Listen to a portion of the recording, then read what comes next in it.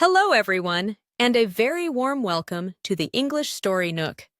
We are thrilled to have you join us today.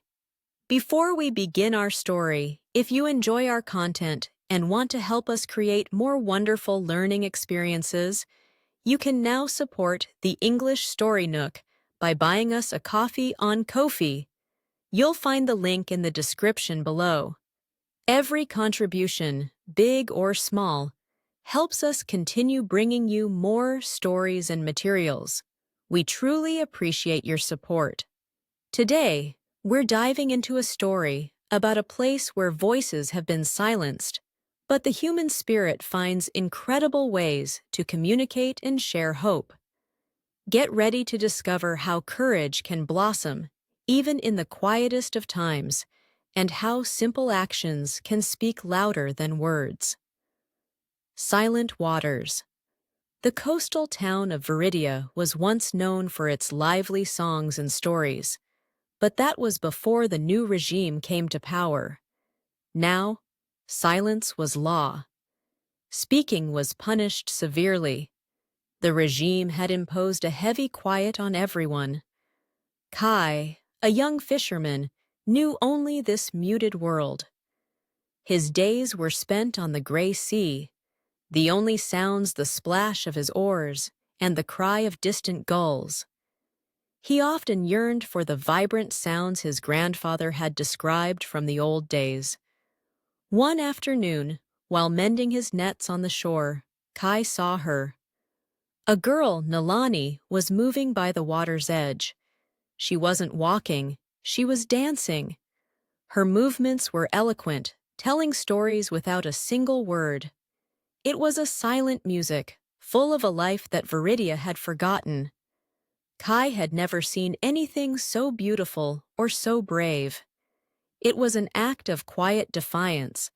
Kai watched Nalani every day. Her dances were sometimes joyful, sometimes sad. He felt her emotions resonate deep within him. He started to leave small, carved wooden fish where she danced. It was a subtle way to communicate. Nalani would find them, and her next dance would convey her thanks, or perhaps a new story. He learned that her dance could convey complex feelings that words sometimes couldn't. Through her eloquent movements and his simple gifts, they built a silent friendship. They both understood the oppressive weight of the silence that the regime had imposed. They yearned for a world where people could express themselves freely.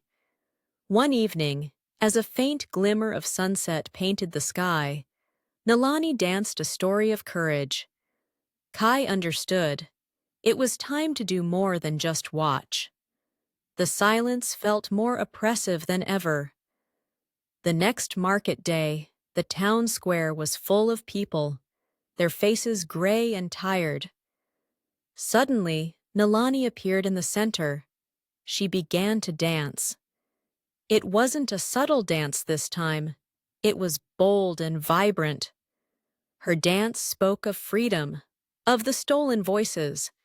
It was a clear act of defiance. Then, Kai stepped forward. He held up a beautifully carved wooden bird, a symbol of a singing creature. He opened his mouth, and a sound came out. Not a word, but a clear, strong hum, a murmur that grew. He wanted it to resonate with everyone. The crowd gasped. Some looked afraid, expecting the guards of the regime to appear immediately. Others watched, mesmerized. Nalani's vibrant dance continued, fueled by Kai's humming. A few people in the crowd started to tap their feet. A child let out a small laugh, quickly covered by a parent's hand. But the sound, a tiny glimmer of hope, had been heard. The air, usually heavy with silence, now held a different kind of tension, a feeling that something might change. A low murmur of hushed whispers spread through the crowd. The guards eventually came, their faces hard. They took Nalani and Kai away, But as they were led through the square, Kai saw something new in the eyes of the townspeople. It wasn't just fear, it was a question, a spark.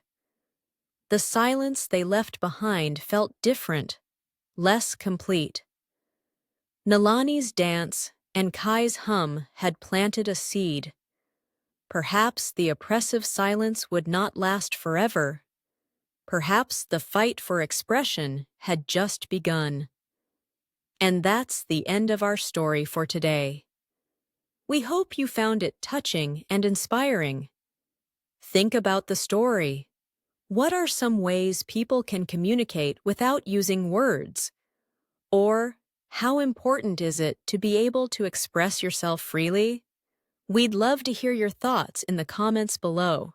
If you enjoyed the story, please give this video a like. And remember, you can find helpful resources to practice your English in the description box. Thank you so much for joining us at the English Story Nook today. We hope you enjoyed the story and learned something new. Keep practicing your English. Keep exploring. And we look forward to seeing you in our next video. Goodbye for now, and happy learning!